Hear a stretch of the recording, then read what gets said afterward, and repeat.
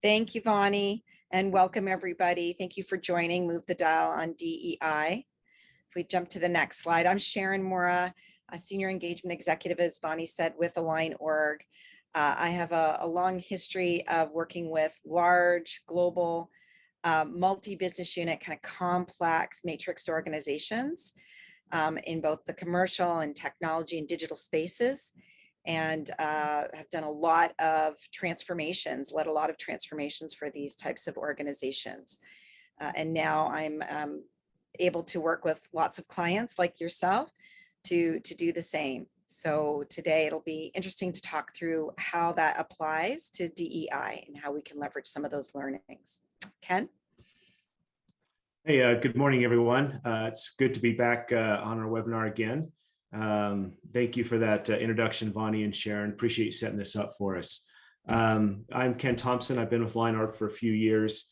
Before that, I was a military officer and leader for almost 20 years. And after I did that, I had the opportunity to lead a couple of mid-market companies as a president CEO through some good growth periods. When I finished up those assignments, and I was able to join forces with AlignOrg and now be able to work with many organizations instead of just the one particular I'm assigned. So it's been a whirlwind. Absolutely love it, and wake up every morning excited to tackle the things that we're going to talk about today. Thank you. Next slide. So our agenda for today, we'll give you a little overview. Kim will share with you a little bit about AlignOrg for those of you who haven't met us before, and talk about DEI trends and why they matter. We'll do a poll that hopefully you'll all join in on, what stumbling block is most prevalent for you. And we'll then talk about an organization design framework and how to integrate DEI into that framework.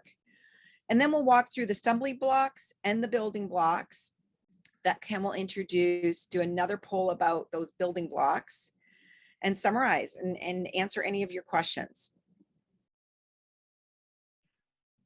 All right.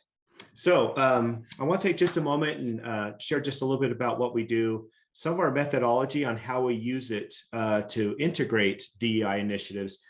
Sharon will set the conditions for that here shortly.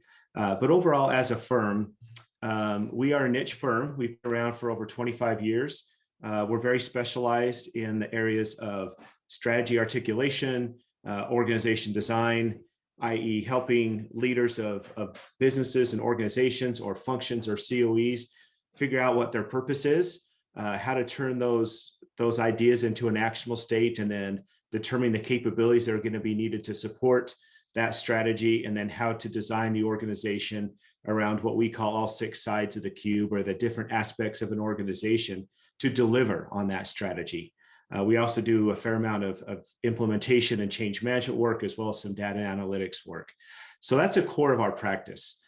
We also have another part of our practice you can see here that's about 20% of our business, where we actually do capability building for organizations. So if any of you are followers of ours, if you've read our book, if you've seen our methodology, it seems to just resonate really well with leaders in managing transformations inside organizations. So we've made that available to our clients that want to license out our IP and get trained and incorporate and brand all the stuff that we use and take to our clients. So that 20% there is the capability building, where we just partner with other ODE practitioners inside the organization and help them to whatever degree they need. And then the rest of our work is project-based.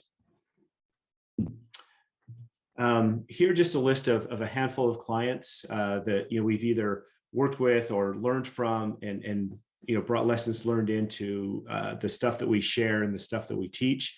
And as you can see, we do have the opportunity to work with a lot of significant clients. In my view, if it's complex, if it's challenging, if there's something in the environment industry that makes it more complicated, I'm in. To me, those are the assignments and the jobs that I personally enjoy the most. So anyway, this is a little bit about us and in our history. But now we're going to talk a little bit about DEI. And as I've been watching this topic from afar, done a handful of designs that have had DEI aspects in it.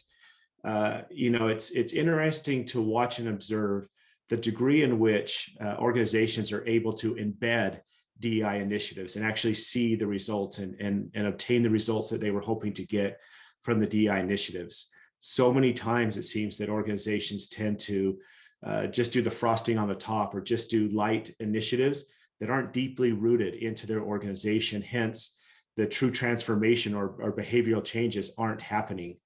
And so, Sharon and I got together, we were talking about this. We thought, this would be a great place for us to start to share a few ideas about how can you, as a leader, more deeply ingrain DEI initiatives into your organization so that they stick.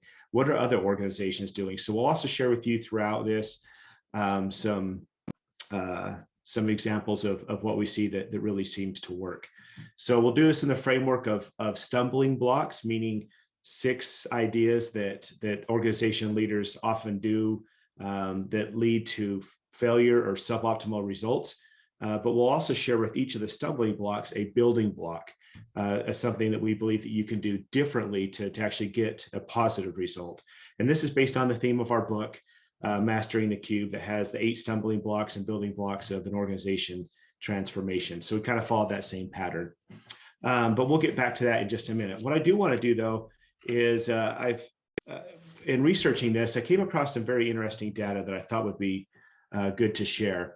So this is from a McKinsey report done in 2014. So we're actually using 2 reports in this work today. The work looked at when we looked at organizations in 2014, and then again, these organizations were looked at again in 2018 by McKinsey. A little bit larger population sample in the second survey. But the purpose of this was to say, okay, what is the impact? How are companies doing in DEI, and what is the impact to the bottom line? Does it really matter, or to what degree does it really matter? And the fact is, it matters. And those companies that can more deeply integrate DEI, where DEI is a part of who they are and what they do, are the ones that are outperforming their same peers in their own industry. And the data is pretty substantial to show that. So, for example, here we have companies that have any kind of racial or ethnic diversity are 35% more likely to have financial returns in their own industry that are going to be better than the average. Those that have tackled the gender diversity piece and that have made progress there are going to be 15% more likely to have above average industry returns, or can tend to be sitting there in that top quartile. There's a few more things. This is where it really starts to kind of get interesting. What is the price if you don't? So companies in the bottom quartile for both gender and ethnicity and race statistically are less likely to achieve their financial returns than even the average companies. So that is, the bottom quartile companies are lagging rather than just being in the median. And what the data has also showed back in 2014, that for every 10% increase in racial and ethnic diversity, you get about a 0.8% increase in EBIT, which I think is also pretty substantial. So it certainly shows that the more diverse an organization can become, and those organizations that can deeply ingrain DEI initiatives are going to see better financial results. And we'll obviously, there's a lot of common sense on why that is, but we'll share a few more thoughts about that as we go through today's webinar. So now we take a look here at 2018. And what's interesting here is, as we go into 2018, actually, this is still 2014. Okay, so I did want to capture just one more piece. So women in the US are accounting for 16% of the executive teams, 12% in the UK, and 6% in Brazil. But here's where it gets also interesting. How does the US compare to these other 2 large countries do in diversity measurements?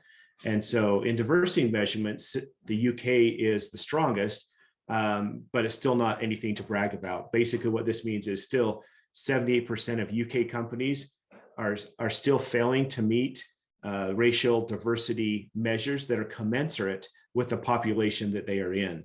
91% of Brazil companies are failing to be on par with the geo that surrounds the demographics that surround them, and 97% in the US. So this is back in 2014. So what's changed since this time? And as we look at the data, not a whole lot. And there again, this is kind of a tipping point for why we wanted to host this webinar.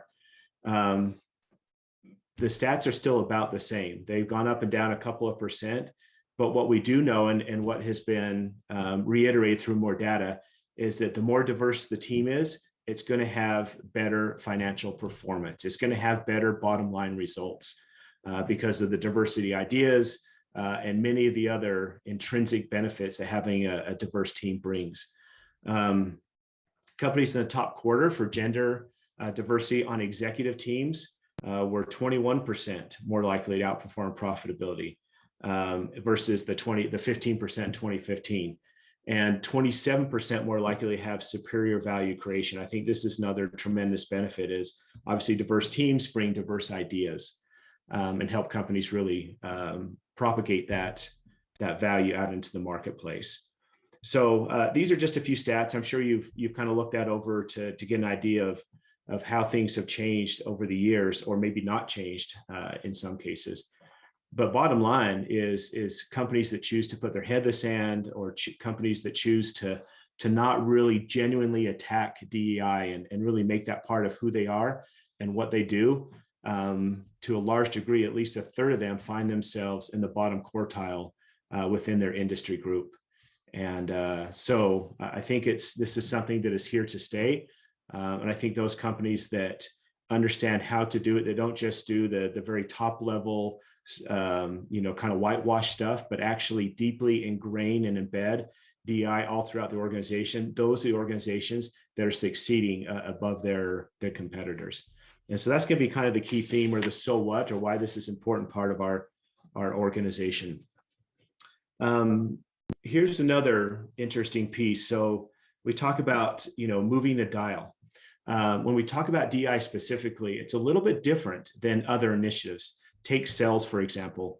We can go out and say, okay, we want to increase our sales. We can put incentives around it. We can break down how we're going to do it. We can motivate our folks and financially reward and incentivize them to do so, and to some degree get a fair amount of success in changing behavior.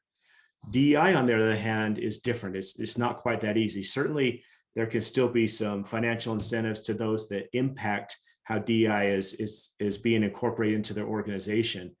But DEI is a very personal thing to each individual. And so often it takes much more than just money. It takes more than just data, metrics, goals, and other things to really get the buy-in into a DEI. So truly, it takes what we call organizational choices around all sides of the organization, not just one or two, to have the greatest impact. So just kind of keep that in mind, that this is not something that can be treated like any other initiative where we just need to get some metrics out there, reward some behavior, and things will tend to shift on their own. That tends to be a lot less successful.